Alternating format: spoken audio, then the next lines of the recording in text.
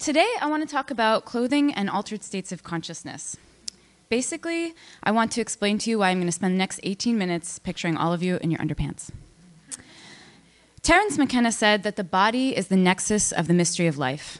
It's the lens through which all of our outward experiences pass through us and become feelings and emotions and logic.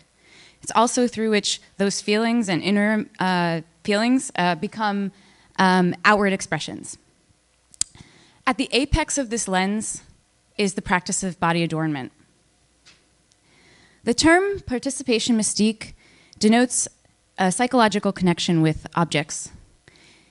It denotes a lack of distinction between the object and the body. We spend our lives locked in an intimate embrace with clothing. They're very powerful objects.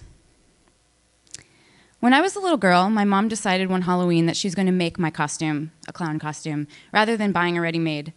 My mom wasn't a really big seamstress. She maybe did some hemming and mending, but it wasn't really something that she had ever done before to make something from scratch. So I watched her really suffer through this process. There was like blood and sweat and tears. But she made it. She did it. It came out, and I wore it, and I wore it again, and I wore it again. And then my mom wore it, and then my grandma wore it, and my mom still wears it and sends me pictures every Halloween. So this object has become sort of this trickster archetype that shows up every Halloween like a family member home for the holidays. As young children, we interact with clothing as a way to access our imagination and become these creatures from other times and places. We traverse time and space through clothing. That's me as a triceratops with my brother and sister helping me out at the back end. And on your left is your right, is a costume that three costumes that I've made in my current work where I'm exploring different parts of the psyche. These three costumes represent the ego, the superego, and the id. I've also been utilizing this practice to process different traumas in my life. I had some deaths in my family last year, and so I built myself a skeleton costume, and I took it out to Death Valley National Park, and I walked across the salt flats. It's a very effective way to process grief. Before I kind of get into the more ephemeral purposes of clothing, the stuff that I'm really interested in talking about, I wanted to break down the functions of clothing and why we actually dress ourselves. Luckily, Dr. Miles already kind of broke this down for you, so this is an image of Maslow's hierarchy of needs, which she was talking about before. At the bottom of the pyramid is the physiological needs, things like warmth and protection from the environment. Garments can allow us to exist in environments that we wouldn't normally be able to exist in without their help. It also gives us a sense of security, of order, as we confront one another, both on the literal battlefield and on the metaphorical battlefield. It can also give us a sense of safety in terms of superstition, like the lucky socks help us to win the game. It gives us a sense of belongingness, helps us to identify like-minded individuals and individuals who share our same tastes. It identifies cultural standards of beauty, which differ so vastly. It helps us to identify our individuality as well. It helps to set us apart from the crowd. It helps us to identify our esteem needs. It expresses a sense of accomplishment. It shows what we hope and dream for ourselves. It helps us to embody our successes.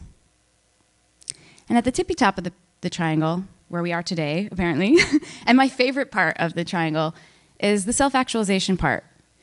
This is where we have peak creative experience, manifestation of the human spirit, and communion with the divine. And so I want to break down this part of the pyramid a little bit further, and so I've categorized a few different aspects of this. We can utilize clothing as spiritual machines to access the supernatural.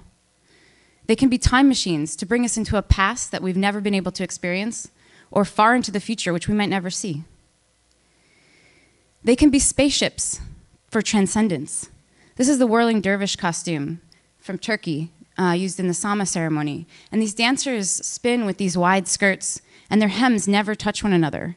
This requires a huge amount of concentration and focus that lends itself to a meditational state. As a side note, the Egyptian Tenora dance is an offshoot from the Sama ceremony that's become sort of a form of entertainment. And so the fabric of these skirts are embedded with LED lights, and as the performers spin, they look like UFOs. We also can embody the gods that we worship. This is a member of the Matses tribe from the Amazonian rainforest in Peru. And these people make themselves in the likeness of large cats because they worship them. This way they can embody their power and also learn secrets from the jungle.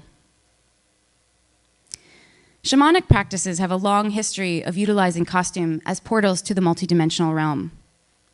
Again, shamans will enter into a costume that represents nature spirits. This helps them to become one with nature, and again, gives them access to some of the secrets for healing and transformation. These costumes oftentimes embody representations of spirits that the shamans encounter on their journeys, sometimes to ward off harmful spirits, sometimes to attract helpful ones. Shamanic practices oftentimes include a form of transformation. A lot of times these costumes will physically represent that outward transformation to sort of be a representation of the inner transformation as well. In death, we also decorate our bodies. We fill tombs with the wealth and value of our current lives in hopes that the gods will be grateful to us and send us on to an afterlife with similar value and wealth. And we know that oftentimes these figures don't get to keep their wealth, and we usually loot it, but their legacy lives on. Their legacy of value ends up in our pop culture. The practice of Carnivale, or festival, is a time and space set aside for us to express our inner beast. It's cross-cultural. This happens across all times and across all different cultures. The costume allows us to purge ourselves of the weird and the wild and the bizarre. It's a catharsis that allows us to understand that inner beast and become one with it, to become whole. Psychomagic is a term coined by the great man Alejandro Jodorowsky, a filmmaker and great thinker. This term denotes a practice of using symbolic action for growth, transformation, and healing. We utilize psychomagic throughout our entire lives. We use them in rites of passage. This is the quinceañera dress, which dates back to Aztec traditions, and the Apache sunrise ceremony, a 4-day ceremony symbolizing the transformation of a girl into a woman. Matrimonial dress is super important to us. We need a vehicle, a ship, to help us join in union with another individual, to commemorate that experience. Mourning dress is also a vessel in which we need to communicate our sadness and our grief to our community so that they can give us space and compassion during this time. But it's also like shedding a skin from a snake.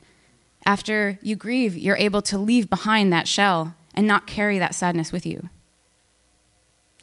As I mentioned before, clothing can give us protection in the elements, so much so that we can explore the far reaches of outer space as well as the boiling core of the earth, with just a small layer of fabric in between us.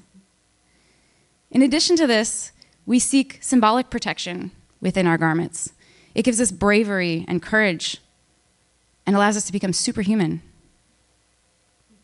I like to think about garments as prosthetics, extensions of the body that can alter our experience of the physical world, but also extensions of the mind and soul.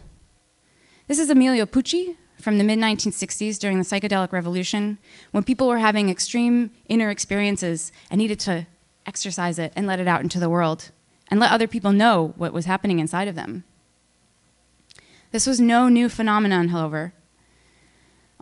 The Shipibo embroidery that you see there, which is from another tribe from the rainforest in Peru, utilizes these tapestries to express a multisensory vibrational experience of a oneness with the universe through ceremony and plant medicines. The huichol beadwork from Mexico similarly utilizes images of the peyote cactus and animal gods, as I was mentioning before, to communicate and give homage to these figures. I was fortunate enough a few years ago to travel to the Andean Mountains in Peru with some of my students. And we visited a town called right outside of Ollantaytambo.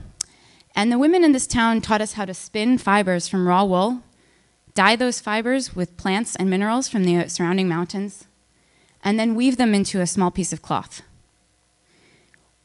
We took this stuff from nothing and created something complicated and beautiful and useful. And we used only things from nature. It was quite profound to feel that connected to the earth again. In visiting these women, I looked at their tapestries, which were much more advanced, of course, than the ones that we were making. And through this, they were utilizing a mystical language full of symbols that connected them to nature and to their belief systems. So what does this mean for us now? And what does it mean for our modern relationship with clothing? The fashion industry has a long history of neglect for the environment. It's the second most polluting industry after the oil industry. It's neglected human lives, caused pain and suffering, and has created a huge surplus of materials that's negatively affecting communities. It's not all bad. There's a lot of really awesome stuff going on I'm going to tell you about. Many designers are looking to innovation to create the fashion industry of the future as an agent of change. Many designers are repurposing some of that surplus material to create new and interesting designs. Many designers are utilizing alternative resources. This is the ocean plastic shoe by Adidas that recently came out, and this is pineapple leather. I think this is Camper using the pineapple leather. Engineers are working to create patterns that create no surplus, no scraps, no waste products. Similarly, advances in digital printing are alleviating the burden of making. Again, no waste products and potentially no distribution. As we extend ourselves further away from this mothership Earth, we also need to think about what our garments are going to look like in the future. Perhaps there will be no garment in the future. Perhaps it will all be virtual. I don't really know. And the unknown is amazing. The unknown is exciting. I have hope. I hope that the students that I teach become designers that want to make the world a better place. And I hope that you all can become consumers that are also responsible and want to make the world a better place. I hope that we can view fashion not as a drug to feed our hungry egos, but as a medicine and a sacrament. I hope that we can change our relationship with clothing and make it more meaningful. Eckhart Tolle said that attention is primordial intelligence, consciousness itself. That's all it takes. Thank you.